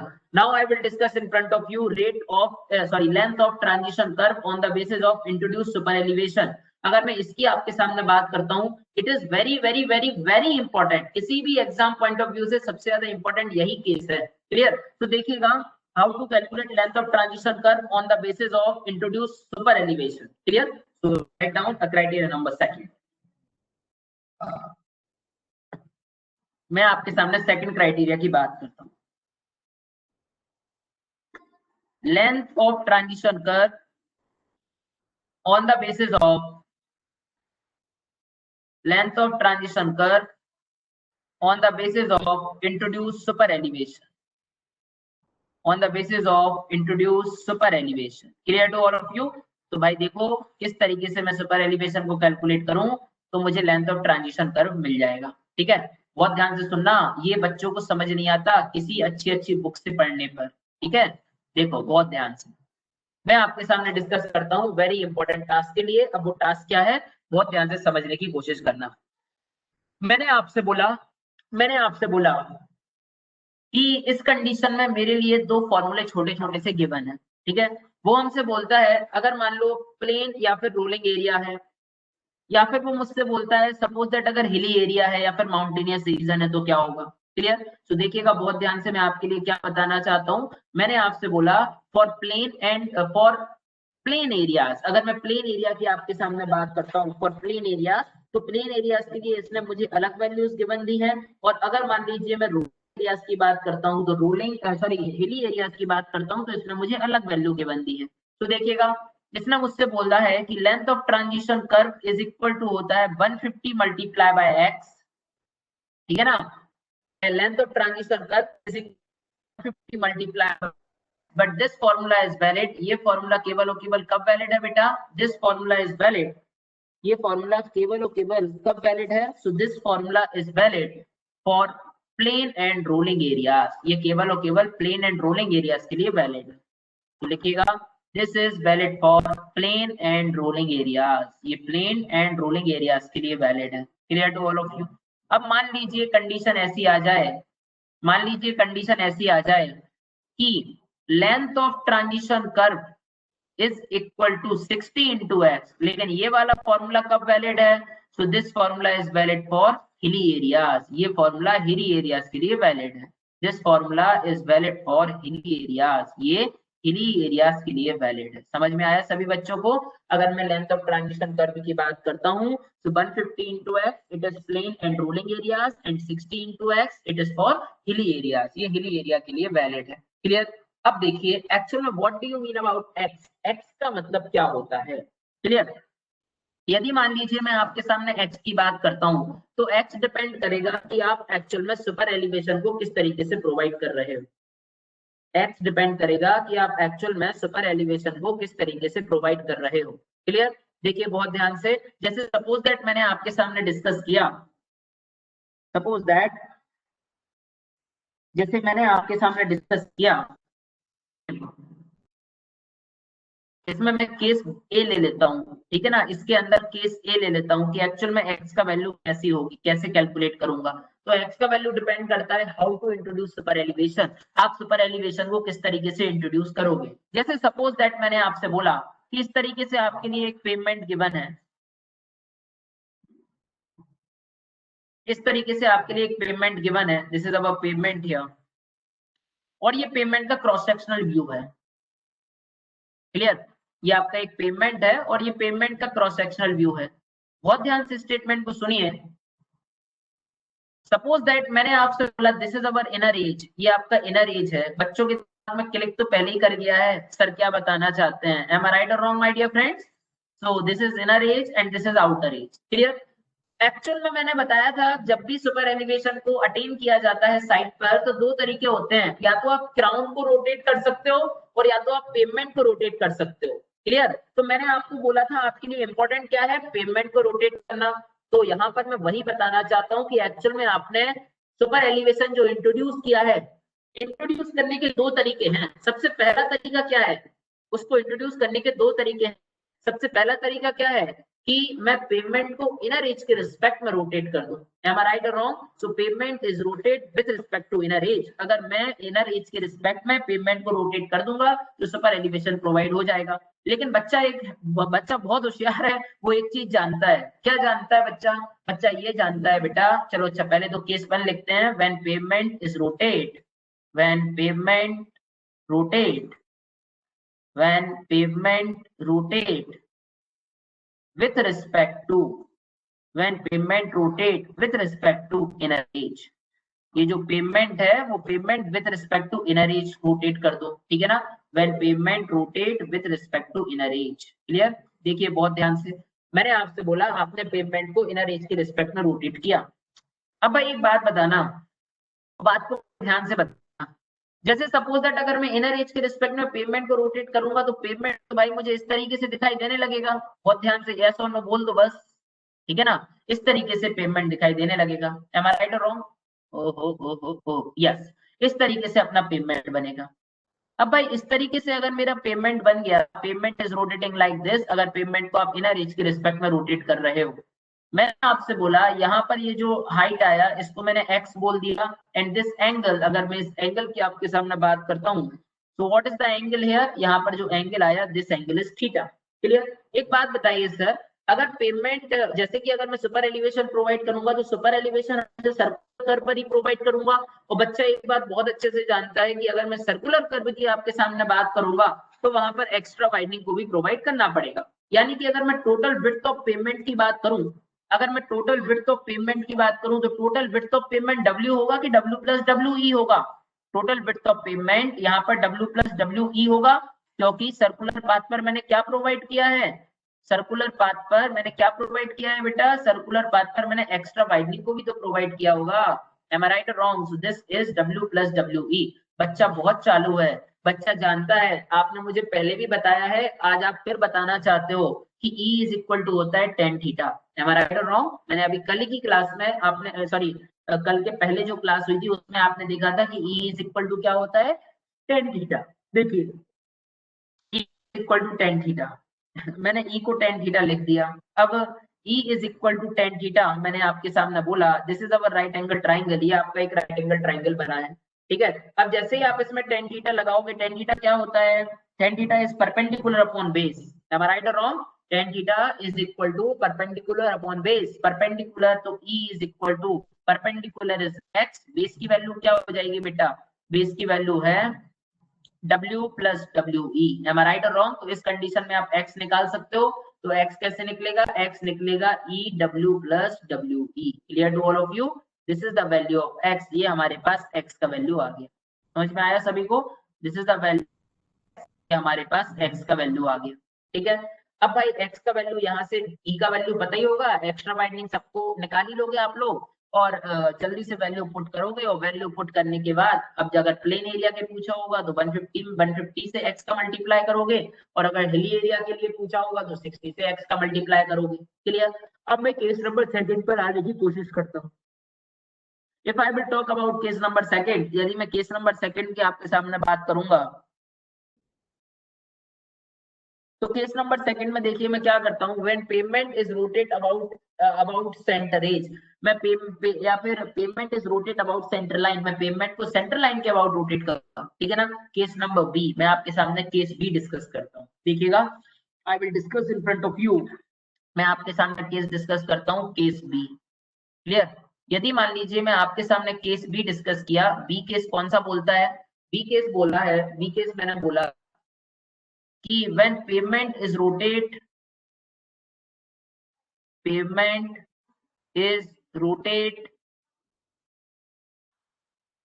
about सेंटर लाइन, मैंने पेमेंट को सेंटर लाइन के अबाउट रोटेट कर दिया, ठीक है ना। If payment is rotate about center line, मैंने सेंटर लाइन के अबाउट अगर पेमेंट को रोटेट किया तो क्या होगा, क्लियर। देखिए वापस से मुझे पेमेंट बनाना पड़ेगा और देन मैं पेमेंट को रोटेट करूंगा आराम से, देखिए क्या होगा। मैंने आपसे बोला when payment is rotate about center line, अगर पेमेंट को मैं सेंटर लाइन के अबाउट रोटेट करूंगा तो दिस इज अवर पेमेंट, ये आपका पेमेंट है, दिस इज अवर पेमेंट। अब ये तो हो गया आपका पेमेंट, ठीक है ना। पेमेंट को मैंने सेंटर लाइन के अबाउट रोटेट कर दिया, करने का मतलब जानते हो, सेंटर लाइन के अबाउट रोटेट करने का मतलब क्या है बेटा, लाइक दिस, ये हमारा सेंटर लाइन है, क्लियर। मैं सेंटर लाइन के अबाउट पेमेंट को रोटेट किया।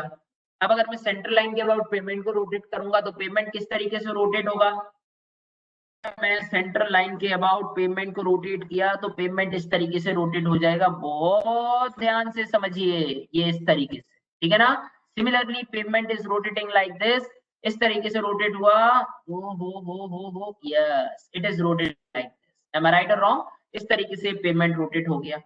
अब पेमेंट रोटेट हुआ तो super elevation is looking like this, इस तरीके से मुझे सुपर एलिवेशन दिखाई दिया। मैंने आपसे बोला यहां से लेकर यहां तक अगर मैं टोटल विड्थ की बात करूं तो विड्थ कितना होगा, W plus WE is the total width of road, am I right or wrong? W plus WE is the total width of road। मैंने आपसे बोला यहां से यहां तक, ठीक है ना। अगर मैं सेंटर के रिस्पेक्ट में बात करूं, सेंटर के रिस्पेक्ट में विड्थ कितनी हो जाएगी, विड्थ हो जाएगी W plus WE dividing by 2, it is the width, ठीक है ना। ये इतना विड्थ हो गया, और मैंने आपसे बोला this is our angle theta, मैंने आपसे बोला this is our value x, ये आपके पास x का वैल्यू है, क्लियर। स्टेटमेंट में आपके लिए क्या स्टेटमेंट बताता हूँ आपके सामने,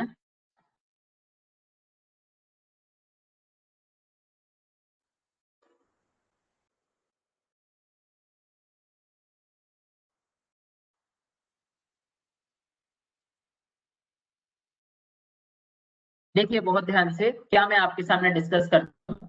मैंने आपसे बोला अगर मैं इस पर्टिकुलर ट्राइंगल में टेन थीटा लगाऊंगा, वी ऑलरेडी नो दैट, हम एक बात जानते हैं E इज इक्वल टू क्या होता है, टेन थीटा होता है, clear to all of you, we already know that E is equal to होता है टेन थीटा। अगर मैं इसमें टेन थीटा को अप्लाई करूंगा तो टेन थीटा होता है परपेंडिकुलर अपॉन बेस, परपेंडिकुलर की वैल्यू कितनी है x, बेस का वैल्यू कितना है W plus WE dividing by 2,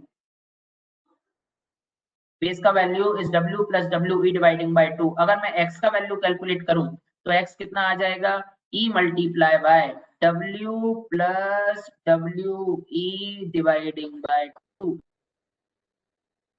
it is the value of x। ये आपके पास x का वैल्यू है। तो हमें ये देखना पड़ेगा बेटा कि एक्चुअल में पेमेंट को मैं किस तरीके से रोटेट कर रहा हूँ। अगर मैं सुपर एलिवेशन को प्रोवाइड कर रहा हूँ, अगर मैं super elevation with respect to, अगर मैं सुपर एलिवेशन को प्रोवाइड कर रहा हूँ, अगर मैं सुपर एलिवेशन को प्रोवाइड करवा रहा हूँ विथ रिस्पेक्ट टू,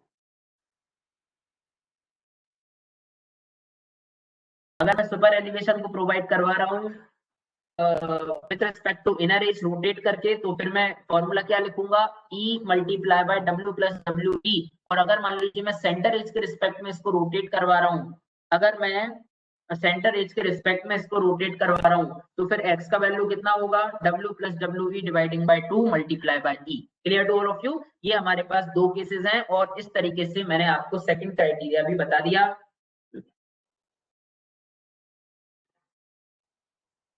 मैंने आपको इस तरीके से क्राइटेरिया बता दिया। अब देखिएगा मैं आपके सामने नेक्स्ट इंपॉर्टेंट टास्क को डिस्कस करता हूं। अब टास्क क्या है, टास्क मैंने आपसे बोला, मैंने दो तरीके से लेंथ को कैलकुलेट करना सिखा दिया, length of transition curve on the basis of rate of change of centrifugal acceleration और length of transition curve on the basis of introduce super elevation. Clear. Now I will discuss in front of you a next important task, यानी कि मैं length of transition curve और किस तरीके से calculate कर सकता हूं। तो लेंथ ऑफ ट्रांजिशन कर्व मैं कैलकुलेट करूंगा on the basis of length of transition curve on the basis of empirical formulas given by IRC। Clear to all of you। देखिएगा बहुत ध्यान से, देखिए मैं आपके सामने क्या डिस्कस करने वाला हूँ। It is a very important task. Length of transition curve on the basis of length of transition curve on the basis of empirical formulas given by IRC। So write down the third heading।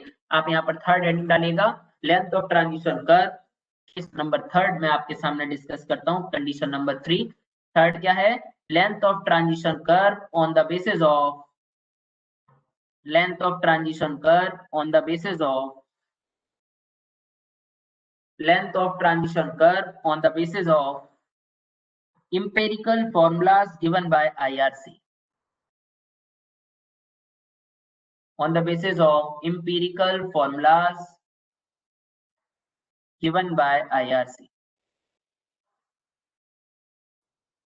empirical formulas given by IRC। देखिए बहुत ध्यान से, length of transition curve on the basis of empirical formulas given by IRC। देखो अब भाई अगर मैं empirical formulas की हेल्प से लेंथ ऑफ ट्रांजिशन कर्व को कैलकुलेट करना चाहता हूँ, इट इज एन इंपेरिकल, इसका कोई डेरिवेशन नहीं है। क्लियर। देखिए तो अगर मैं length of transition curve calculate करूंगा, तो length of transition curve empirical फॉर्मूले की हेल्प से, इसने मुझे दो फॉर्मूले दिए हैं आईआरसी ने। Length of transition curve is equal to 2.7 v square upon r। Clear to all of you। अब what do you mean about अच्छा अब ये फॉर्मूला किस कब वैलिड है, तो ये फॉर्मूला तब वैलिड होगा जब मैं बात करूंगा प्लेन एंड रोलिंग एरियाज। अब मैं बात करूंगा प्लेन एंड रोलिंग एरियाज। अगर मैं प्लेन और रोलिंग एरियाज की बात करूंगा तो उस एरियाज में क्या होगा, इस फॉर्मूले से काम हो जाएगा। लेकिन अगर मान लीजिए कंडीशन ऐसी आ जाए कि length of transition curve is equal to v square upon r। Clear to all of you. तो बेटा ये फॉर्मूला तब वैलिड है जब मैं बात करूंगा हिली एरिया के बारे में। Clear to all of you. If I will talk about hilly areas, अगर मैं हिली एरिया की बात करूंगा तो ये वाले फॉर्मूले से काम हो जाएगा। समझ में आया सभी को, ये दो स्टेटमेंट सभी को समझ में आ गए। अब देखिएगा बहुत ध्यान से, एक्चुअल में formula is derived in such a way that, formula इस तरीके से ड्राइव्ड है directly formula is derived in such a way that, formula directly इस तरीके से ड्राइव्ड है, फॉर्मूला डायरेक्टली इस तरीके से ड्राइव है कि आप वेलोसिटी का वैल्यू kmph में पुट करोगे, रेडियस का वैल्यू मीटर में पुट करोगे, तो आपको लेंथ ऑफ जो ट्रांजिशन कर्व होगा वो भी मीटर में ही मिलेगा। Clear to all of you. Formula is drive in such a way that, यहाँ पर एक नोट कीजिएगा point, it is very very important. नहीं तो बच्चे क्या करते हैं 0.278 का मल्टीप्लाई कर देते हैं, जबकि जो सरासर गलत है। Clear. So I will talk about note point. अगर मैं नोट पॉइंट की बात करूंगा तो मैं आपसे बोलता हूँ length formula is derived in above formula is derived in such a way that above formula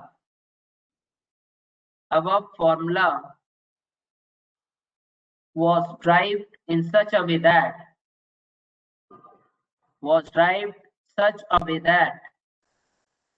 above formula was derived such a way that velocity, you put velocity is in kilometer per hour, radius is in meter, and we get length of transition curve is in meter. Clear? And we get length of transition curve is in meter. ठीक है ना, समझ में आया सभी को? मैंने आपसे बोला फॉर्मूला इस तरीके से ड्राइव किए गए हैं, फॉर्मूले इस तरीके से ड्राइव किए गए हैं कि आप क्या करोगे, आप v को किलोमीटर पर आवर में पुट करोगे, आप r को मीटर में पुट करोगे, तो आपको लेंथ ऑफ ट्रांजिशन कर्व काय में मिलेगा बेटा, लेंथ ऑफ ट्रांजिशन कर्व आपको मीटर में मिलेगा। Clear to all of you? इस तरीके से हमें फॉर्मूले ड्राइव है। अब मैंने तीनों क्राइटेरिया से लेंथ ऑफ ट्रांजिशन कर्व को निकालना सीख लिया। Clear? Length of transition curve मैंने निकाला by the help of rate of change of centrifugal acceleration. Second criteria मैंने आपसे बोला length of transition curve can be calculated, how to introduce super elevation। Third criteria की मैंने आपसे बात की length of transition curve on the basis of empirical formulas given by IRC। Clear? चलिए अब मैं आपके सामने थोड़ा सा स्टेटमेंट डिस्कस करता हूं और वो स्टेटमेंट क्या है बहुत ध्यान से समझने की कोशिश करना।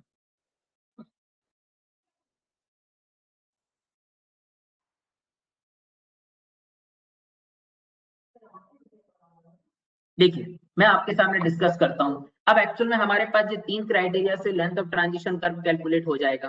Clear?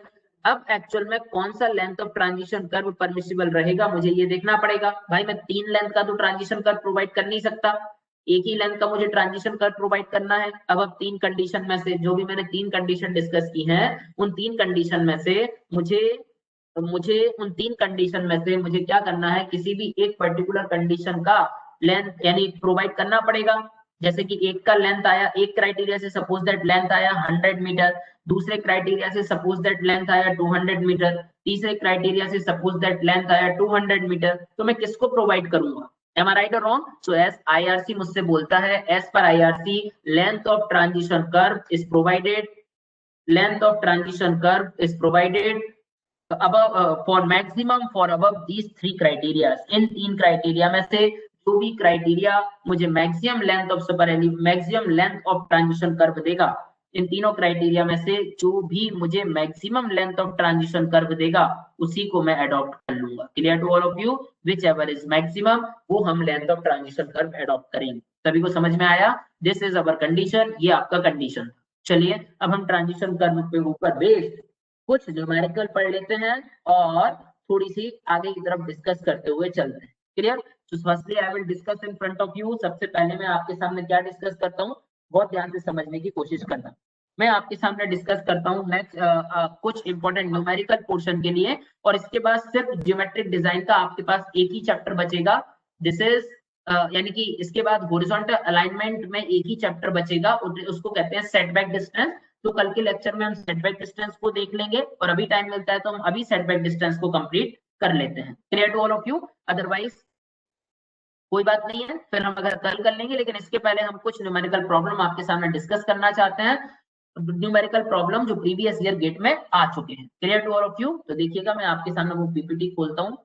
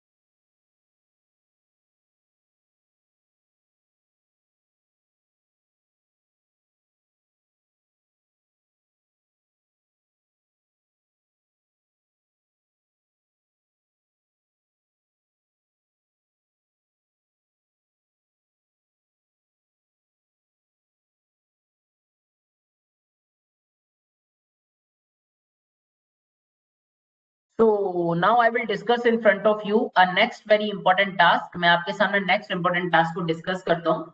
This is our numerical problem. ये 2016 2 marks problem is very easy. उसी साल का एग्जाम है जिस साल मैंने फर्स्ट टाइम एग्जाम दिया था. क्वेश्चन इज वेरी इजी, बहुत इजी प्रॉब्लम आया था, 2 नंबर के फ्री के मार्क्स थे. देखो अब मार्क्स कैसे थे. उसने मुझसे क्या पूछा था. It is a solution part. मैं आपके सामने सॉल्यूशन पार्ट की डिस्कस करता हूँ. देखिएगा, इसने मुझसे बोला है अ 2 लेन 2 वे ट्रैफिक. ठीक है, 2 लेन की बात की है and 2 way traffic, sorry 2 lane 1 way traffic, sorry ये 2 लेन 1 वे ट्रैफिक की बात कर रहा है. अब अगर मान लो ये 2 लेन 1 वे ट्रैफिक की आपके सामने बात कर रहा है, GATE 2016 2 marks problem is very easy, बहुत इजी प्रॉब्लम में से एक है. क्लियर. अब देखना ये मुझसे क्या बोल रहा है सर.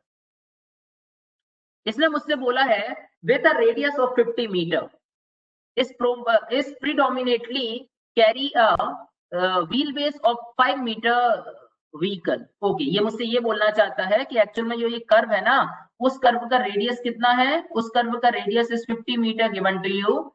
सिमिलरली इसने मुझसे एक और छोटा सा बात बोल दिया. क्या बोल दिया भाई इसने मुझसे ये बात बोल दी कि सर एक्चुअल में radius is 50 meter given to you. इसने मुझसे बोला जो व्हील बेस है, व्हील बेस का वैल्यू मैंने कितना लिया. So length of wheel base is 5 meter. The speed of okay इसने अब मुझसे बोला है, मुझे दो वेलोसिटी गिवन है. एक उसने बोला है जो speed restricted to be between 60 kmph and 80 kmph. Clear to all of you. तो एक तो उसने वेलोसिटी दी है कितने kmph, 60 kmph वेलोसिटी दी है, और एक वेलोसिटी कितनी दी है, 80 kmph की वेलोसिटी दी है. क्लियर.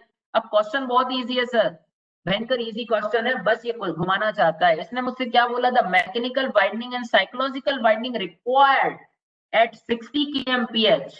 द मैकेनिक इसने मुझसे बोला है जो मैकेनिकल एक्स्ट्रा वाइडनिंग है और साइकोलॉजिकल एक्स्ट्रा वाइडनिंग है 60 किलोमीटर पर आवर स्पीड के लिए, उसको मैं रिप्रेजेंट कर रहा हूँ WME60. ठीक है ना. उसको मैं क्या से रिप्रेजेंट कर रहा हूँ, उसको मैं रिप्रेजेंट किया WME60. इसी तरीके से जो साइकोलॉजिकल एक्स्ट्रा वाइडनिंग है WPS60. क्लियर. इनकी वैल्यू आप मुझे बता दो. Similarly, the mechanical and psychological extra widening required at 80 kmph are designated at, उसको मैंने क्या बोला, WME80 यानी मैकेनिकल एक्स्ट्रा वाइडनिंग 80, और उसको मैंने क्या बोला, mechanical psychological extra widening 80. Clear. इस तरीके से मैंने इनको रिप्रेजेंट कर दिया. अब इसने मुझसे बोला है मैकेनिकल और साइकोलॉजिकल एक्स्ट्रा वाइडनिंग की वैल्यू बता दो रिस्पेक्टिवली, यानी लाइन से. पहले 60 kmph के लिए मैकेनिकल एक्स्ट्रा वाइडनिंग कितनी होगी, फिर 60 kmph के लिए साइकोलॉजिकल एक्स्ट्रा वाइडनिंग कितनी होगी, फिर 80 kmph के लिए मैकेनिकल एक्स्ट्रा वाइडनिंग कितनी होगी, फिर 80 kmph के लिए साइकोलॉजिकल एक्स्ट्रा वाइडनिंग कितनी होगी. ठीक है ना. बच्चों के दिमाग में एकदम से फट से बत्ती जल गई. कैसे सर, आर की value given to, what is the value of R here, R is 50 meter. अगर मैं लेंथ ऑफ व्हील बेस की बात करूं तो लेंथ ऑफ व्हील बेस कितने मीटर गिवन है, length of wheel base is 5 meter given to you. Clear to all of you. Velocity कितनी given है, तो वेलोसिटी पहली गिवन है 60 kmph. तो सब कुछ पहले मैं 60 के लिए निकाल लेता हूं. क्लियर. अगर मैं 60 के लिए पहले सब चीजें निकाल लूंगा, देखो सिर्फ 60 के लिए ही निकाल लोगे, सब कुछ कैलकुलेट अपने आप हो जाएगा ऑटोमेटिकली. ठीक है, निकालता हूं मैं. देखिए, मैंने आपसे बोला अगर मैं मैकेनिकल एक्स्ट्रा वाइडनिंग की वैल्यू निकालूंगा WME60, अगर मैं मैकेनिकल एक्स्ट्रा वाइडनिंग निकालता हूं तो मैकेनिकल एक्स्ट्रा वाइडनिंग का फॉर्मूला क्या होता था, मैकेनिकल एक्स्ट्रा वाइडनिंग का फॉर्मूला होता था NL²/2R. है ना. n की वैल्यू होती थी 2. क्यों n की वैल्यू 2 होती थी, अरे 2 नहीं होती थी. n मतलब होता है नंबर ऑफ लेन्स. यहाँ पर कितने नंबर ऑफ लेन गिवन है, यहाँ पर 2 नंबर ऑफ लेन मेरे लिए गिवन है. क्वेश्चन में सबसे पहली लाइन में दिया है 2 lane 1 way road. Clear to all of you. अब देखिए बहुत ध्यान से, मैंने n की वैल्यू को 2 पुट किया. l का वैल्यू गिवन है क्या, यस सर गिवन है. कितना, 25 का स्क्वायर गिवन है, dividing by 2 multiply by radius is 50. तो देखो बेटा 25 से 50 को 2 बार चीर दिया और 2 से 2 को चीर दिया, तो कितना बचा, 1/2. 1/2 बचा. So what is the value here, value is 0.5 meter. Am I right और रॉन्ग. तो अगर मैं 60 kmph के लिए मैकेनिकल एक्स्ट्रा वाइडनिंग की बात करूं तो मैकेनिकल एक्स्ट्रा वाइडनिंग आ गई 0.5 मीटर। इसी तरीके से अगर मैं साइकोलॉजिकल एक्स्ट्रा वाइडनिंग की बात करता हूं, if I will talk about psychological extra widening, तो साइकोलॉजिकल एक्स्ट्रा वाइडनिंग के लिए क्या लिखता हूँ, WPS60। Clear to all of you. अगर मैं वैल्यू की बात करूं WPS60, अगर मैं WPS60 के बारे में आपके सामने बात करूंगा, अगर मैं WPS60 के बारे में सामने बात करूं तो फॉर्मूला क्या था, फॉर्मूला था V dividing by 9.5 under root R। Clear to all of you. वापस से वही condition, velocity is already given to you, velocity कितनी है 60 kmph dividing by 9.5 under root R का मतलब अंडर रूट 50। कैलसी से फटाफट सॉल्व कर दो, और अगर आपको कैलसी नहीं चलाना तो चीर दो सब चीजों को, फटाफट चिर भी जाएगा आराम से। Clear to all of you. तो जब मैं इसको कैलकुलेट करूंगा so the value is become 0.89 meter. Clear. इसी तरीके से मैं जो काम मैंने 60 kmph के लिए किया है वही काम बेटा मैं 80 kmph के लिए करूंगा। तो अगर मैं 80 kmph के लिए करूंगा तो मैकेनिकल एक्स्ट्रा वाइडनिंग कितनी आएगी 80 kmph के लिए, NL square dividing by 2R। N का वैल्यू इज 2, L स्क्वायर का मतलब 5 का square dividing by 2R, so 2 multiply by what is the value of radius here। अगर मैं रेडियस की बात करूंगा so radius is 50 मीटर। ठीक है ना। Again the value is become equal to, देखो 25 से 50 को 2 बार चीरा, 2 से 2 को चीर दिया तो कितना बचा बेटा, यहाँ पर बचा 0.5 meter. Clear to all of you. Similarly अगर मैं साइकोलॉजिकल एक्स्ट्रा वाइडनिंग की बात करूंगा, if I will talk about psychological extra widening for 80 kmph, अगर मैं 80 kmph के लिए साइकोलॉजिकल एक्स्ट्रा वाइडनिंग की बात करूंगा तो कितना आएगा, V dividing by 9.5 under root R। You put the velocity here, आपने वेलोसिटी को पुट किया, velocity is 80 kmph dividing by 9.5 under root R. What is the value of radius is 50 meter and the value we will get 1.19 meter। Clear to all of you। तो कितना value आ रहा है 0.5, 0.89, 0.5, 1.19। So what is the answer? Answer B is correct। Am I right or wrong? Question is very दो point type, लेकिन आपको समझ में आना बहुत जरूरी। क्लियर। चलिए अब हम थोड़ा सा आगे आते हैं, नेक्स्ट टाइप के क्वेश्चन को देखते हैं। हमने साइकोलॉजिकल एक्स्ट्रा वाइडनिंग के क्वेश्चन आपको करवाए नहीं थे ना, इसीलिए करवा रहा हूँ सर। क्लियर। देखिए अब मैं आपके सामने थोड़ा सा आगे आता हूँ, ये कौन सा था, ना ना ना ना ना, ये भी नहीं, अरे where is problem. Okay okay, आगे चलना पड़ेगा। ठीक है ठीक है, देखते हैं अपन प्रॉब्लम क्या है। प्रॉब्लम प्रॉब्लम नो नो,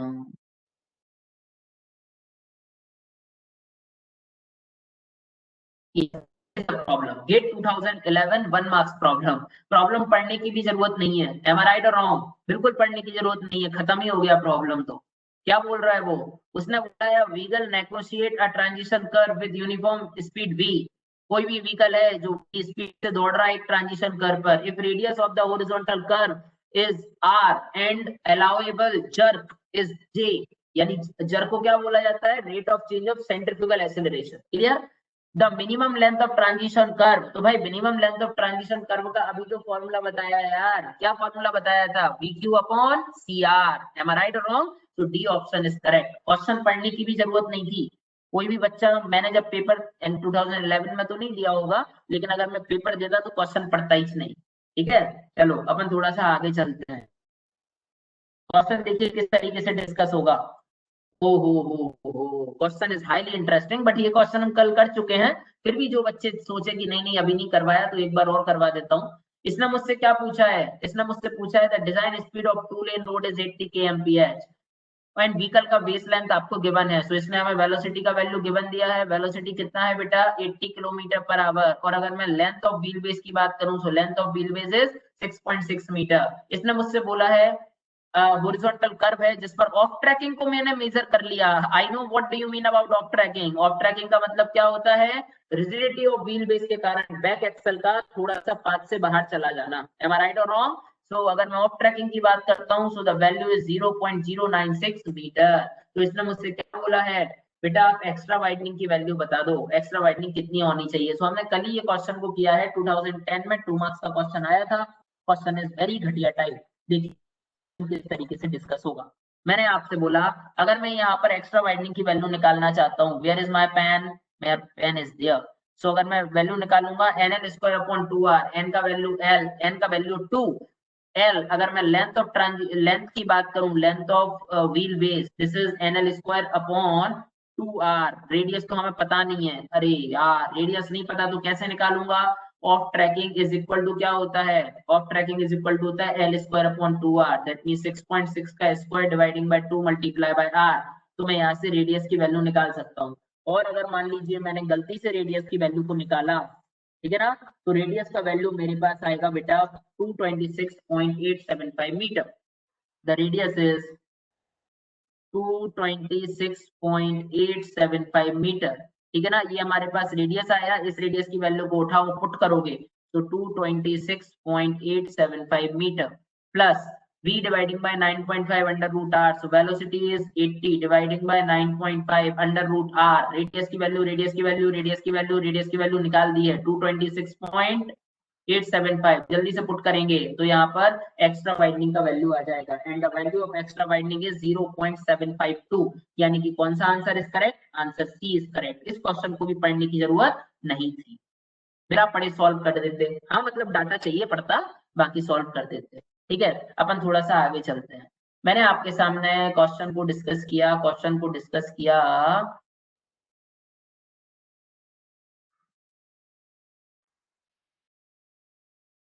एक और क्वेश्चन था, आप लोग एक सेकंड वेट कीजिएगा, मैं निकालता हूँ क्वेश्चन कहाँ गया।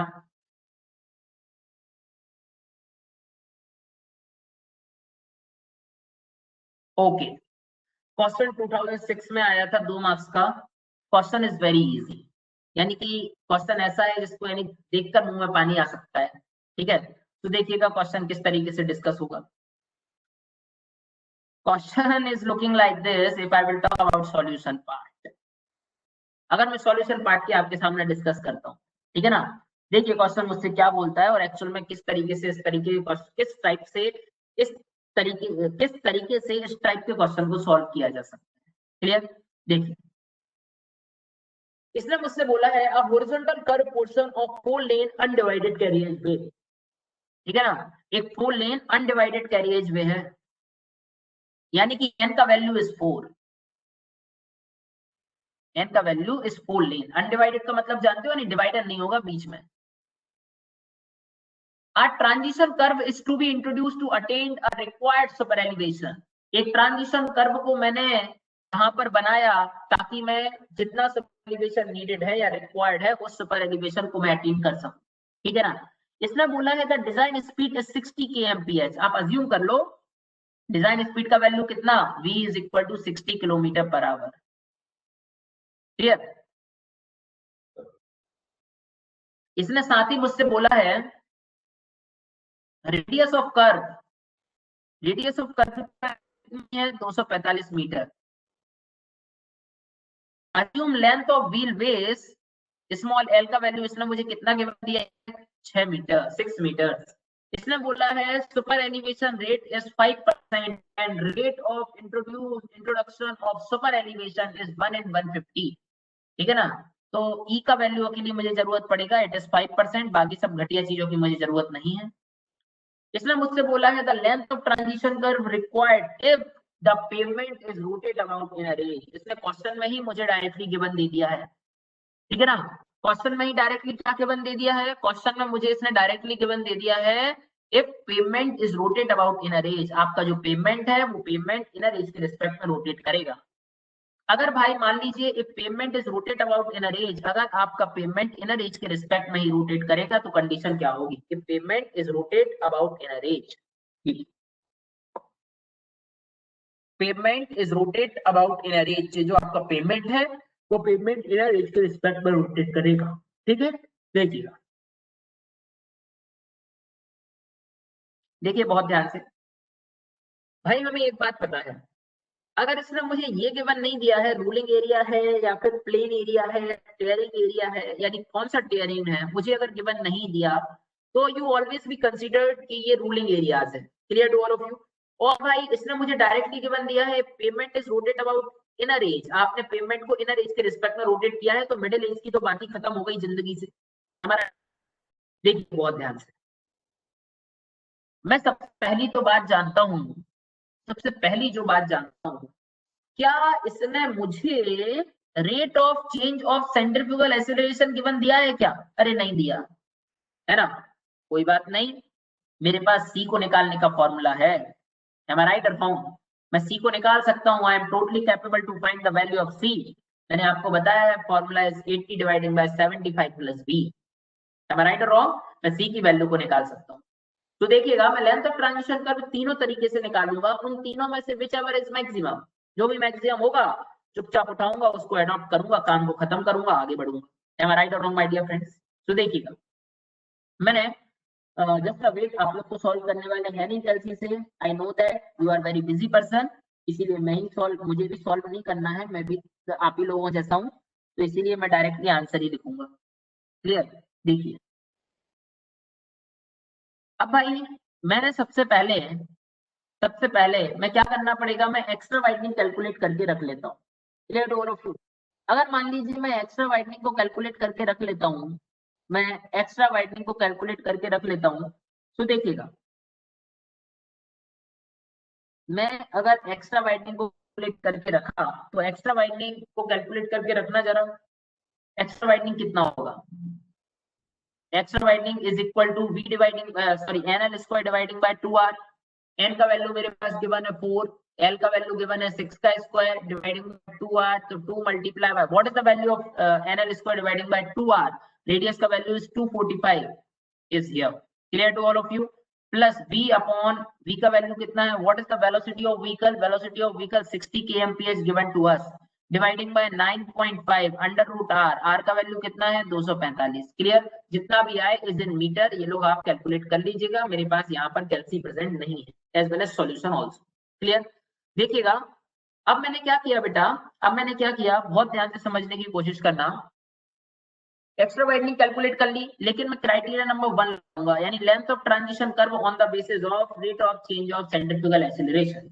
तो मैंने इस कंडीशन में अगर लेंथ ऑफ ट्रांजिशन कर्व निकाला तो फॉर्मूला क्या था, VQ डिवाइडिंग बाय CR। ठीक है ना भाई? Velocity is in kilometre per our में गिवन है, किलोमीटर पर आवर में गिवन है, तो 0.278 का मल्टीप्लाई करना पड़ेगा, और सी का value is not given in the problem, तो सी का वैल्यू निकालना पड़ेगा। If I am interested to calculate the value of C, अगर मैं सी का वैल्यू कैलकुलेट करना चाहूँ तो सी का वैल्यू कैसे कैलकुलेट होगा, 80 dividing by 75 plus v, velocity कितना गिवन है 60 गिवन है, तो 80 dividing bye 7 13 135, 135 what value of see here, जितना भी आपके पास सी आए। क्लियर? सी का यूनिट कितना होता है, सी का यूनिट होगा metre per second cube. Now you put the value here, जैसे ही आप वैल्यू को पुट करोगे दैट मींस 0.278 into 60 का whole cube dividing by CR, C का वैल्यू जो भी आए, और रेडियस मेरे पास है 245, सी का वैल्यू आप यहाँ से पुट कर दोगे तो the value is 110.2 metre. Clear to all of you? ये हमारे पास वैल्यू आएगा। इसी तरीके से अगर मैं सेकंड क्राइटेरिया आपके सामने अप्लाई करूं, if I will apply in front of you a second important criteria, अगर मैं आपके सामने सेकंड क्राइटेरिया को अप्लाई करना चाहता हूं, सेकंड क्राइटेरिया क्या होगा, लेंथ ऑफ ट्रांजिशन कर्व कितना होगा भाई, इनर साइड से रोटेट कर रहा हूं तो 150 into x, x का वैल्यू कितना होगा, साइड से रोटेट कर रहा हूं, x का वैल्यू होगा e under bracket w plus we। अरे हाँ या ना बोलो भगवान, यस। देखिए तो मैंने e की वैल्यू पुट की, e की वैल्यू कितनी आएगी 0.05 w, विड्थ ऑफ रोड 4 लेन के लिए कितना होगा 4 मल्टीप्लाई बाय 3.5, अरे बताया था विड्थ ऑफ रोड का फॉर्मूला, प्लस एक्स्ट्रा वाइडनिंग मैं निकाल चुका हूं, जितना भी आएगा x का वैल्यू उठाओ और यहाँ पर पुट करो। If you put the value x here, जैसे ही आपने x का वैल्यू पुट किया तो the answer is 97.39.7। Clear to all of you? This is our value. अब मैं आपके सामने आया, अब मैंने थर्ड क्राइटेरिया लगाया, यानी कि length of transition curve, sorry the value is wrong here, मैंने आपके सामने थोड़ा गलत लिख दिया बेटा, this value is 110.2 metre, the value is 110.2 metre. Clear? और जो ऊपर वाला जो वैल्यू आया था इट इज 32.2 मीटर। ठीक है? और ये नीचे वाला अब देखना, अब अगर मैं थर्ड कंडीशन की आपके सामने बात करूं, if I will talk about criteria number third, अगर मैं आपके सामने थर्ड क्राइटेरिया की बात करता हूं तो थर्ड क्राइटेरिया मुझसे क्या बोलता है, थर्ड क्राइटेरिया मुझसे बोलता है length of transition curve on the basis of, length of transition curve on the basis of empirical formulas given by IRC। तो लेंथ ऑफ ट्रांजिशन का वैल्यू क्या है 2.7 v square upon r, am I right और wrong? Now you put the value of v here, आप velocity का value put कीजिए 2.7, you put the velocity, you put the velocity, you put the velocity, velocity is 60 kmph। तो आपको 0.278 का multiply नहीं करना है, क्योंकि मैं आपको पहले ही चिल्ला चिल्ला के बताया था कि बेटा रेडियस का वैल्यू आपको क्या पुट करना है, मीटर में ही पुट करना है, वेलोसिटी आप डायरेक्टली kmph में पुट कर दोगे, ठीक है ना। Formula is derived in such a way that, लिखवाया था, चिल्ला चिल्ला के बताया था, क्लियर। तो रेडियस की वैल्यू मैं पुट करूंगा, if you put the value of radius, radius is 245 metre, तो लेंथ ऑफ ट्रांजिशन कर्व की जो मेरे पास वैल्यू आएगी, the value is 39.7 metre, this is 39.7 metre. बच्चे जानते हैं इनमें विच एवर इज मिनिमम और विच एवर इज मैक्सिमम, तो इनमें से which ever is maximum, maximum यानी 110.2 मीटर इज द आंसर। समझ में आया सभी को, बहुत घटिया टाइप का क्वेश्चन था, क्लियर। तो इनमें से विच एवर इज मैक्सिमम, उसी को मुझे अडॉप्ट करना पड़ेगा, ठीक है। चलिए अब अपने पास एक आध क्वेश्चन में और देखता हूँ, अगर आपके पास हो तो इस टॉपिक से। बाकी जितने भी प्रॉब्लम्स आए हैं वो प्रॉब्लम हमने सारे डिस्कस ऑलरेडी कर लिया है, क्लियर। देखते हैं एक आध प्रॉब्लम और मेरे पास होगा, सो आई विल डिस्कस, नहीं होगा तो ta-ta bye bye.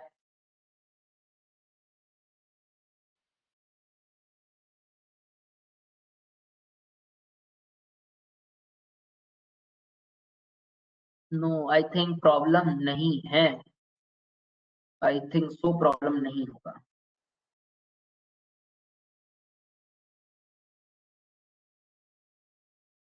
Okay, problem, no no no, it's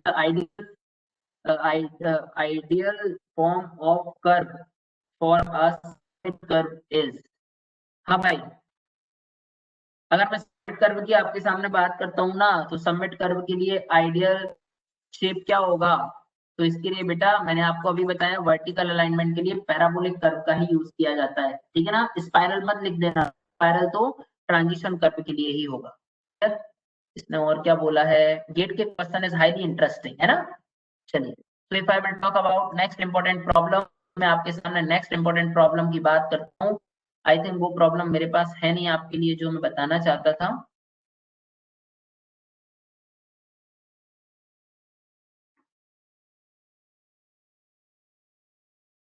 yes, it is the last problem, ये आपके सामने दिया हुआ है। प्रॉब्लम है 1991 1 मार्क्स प्रॉब्लम, ठीक है ना। हम भी 3-4 पहले देखिए प्रॉब्लम क्या है। इसने मुझसे बोला है transition curve is provide in horizontal alignment, transition curve को हॉरिजॉन्टल अलाइनमेंट में प्रोवाइड कर दिया, ठीक है ना, ट्रांजिशन अलाइनमेंट। तो व्हाट इज द रिक्वायरमेंट, क्यों ऐसा मैंने किया, ठीक है ना। तो भाई इसने मुझे ऑप्शन दिया है, first option is to increase the radius of curve, ऐसा तो बिल्कुल नहीं था। To facilitate the application of super elevation, ऐसा भी बिल्कुल नहीं था, ठीक है ना। To counteract the centrifugal force developed, ऐसा भी नहीं। Prevent vehicle from skidding laterally, ठीक है ना। सर ये चारों स्टेटमेंट मैंने आज तक सुने ही नहीं है, एम आई राइट रॉन्ग, मैंने ये चारों स्टेटमेंट एक्चुअल में सुने ही नहीं है आज तक, क्लियर। लेकिन सर मुझे एक बात पता है, देखो facilitate the application of super elevation, ऐसा तो बिल्कुल नहीं है यार, सुपर एलिवेशन के एप्लीकेशन नहीं फालतू की, एम आई राइट रॉन्ग।